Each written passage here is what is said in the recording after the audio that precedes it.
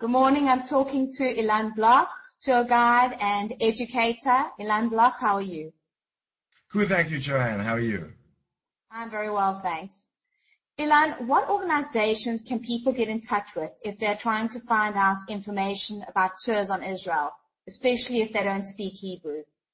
So that's a great question. I'd first of all send people to the web, and two sites which come to mind are gojerusalem.com, which really has weekly updates of all the new festivals, great sites in and around Jerusalem, and other key events which are taking place in Jerusalem.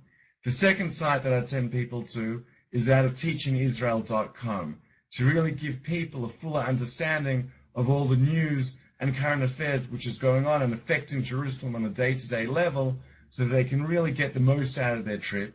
And as well, of course, through teachingisrael.com, try and find out as well about new events, festivals, and key sites which are around Jerusalem and within the city itself.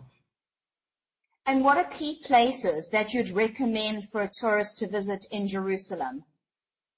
So within the old city and the area, the holy basin surrounding the old city, I would of course send people to the top three Jewish sites. One, the Kotel Tunnel, and of course the Kotel itself. The Davidson Center and the Southern Wall excavations, the archaeological park there. And to Ir David in the holy basin just outside the walls of the old city. Of course, there's the Dome of the Rock and the Via Dolorosa and the Church of the Holy Sepulchre, which are incredibly, of course, important sites, which I'd recommend as well. In terms of the new city, of course, I'd send people to Yad Vashem and to Har Herzl, including the museum at Har Herzl. I'd send people as well on a tour of the Knesset as well as the Supreme Court. And I think I'd round it off with a look at the military history which relates to the city, seeing Ammunition Hill, and really trying to understand the history of the city in terms of when it was split between Israeli and Jordanian rule, and when Israel conquered the old city on the third day of the Six-Day War, and try and go there to try and really understand some sort of understanding of what's going on in terms of military and security history within Jerusalem.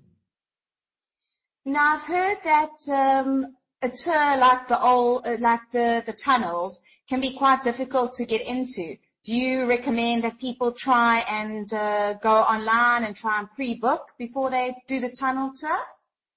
Sure. The tunnel tour is one of the most popular tours that there are in Jerusalem. It's very, very important when planning a trip to Israel, to Jerusalem. If you'd like to see that, if you'd like to participate in the tour, to try and make sure that you get a booking as quickly as possible.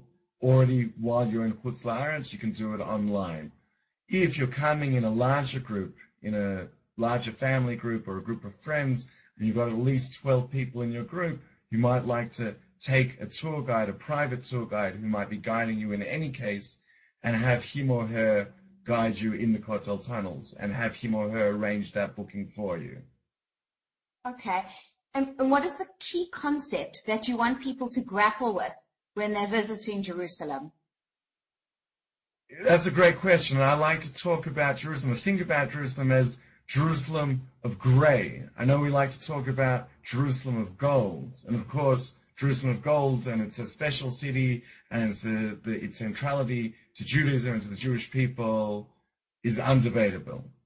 But what I mean by Jerusalem of grey is that this is a city of nuance. This is a city of contradictions. This is a city which can't really be viewed in black and white. To really get to understand Jerusalem properly, to really delve into the history of the city and into modern day goings on and modern day happenings in the city, we really need to understand that there's no clear answers. There's no right and wrong which is absolute. There's no black and white. To really get the most of Jerusalem and to really understand, and this is the reason I live here, this is the reason I love the city, is to understand the complexities, to really grapple with them and delve into them in all their minutiae. And really through doing that, I think tourists and residents will surely get the most out of the city and foment the strongest possible connection with the city. Thank you. Thank you so much for your time today. It was wonderful talking to you. My pleasure. Thank you for hosting me. Bye.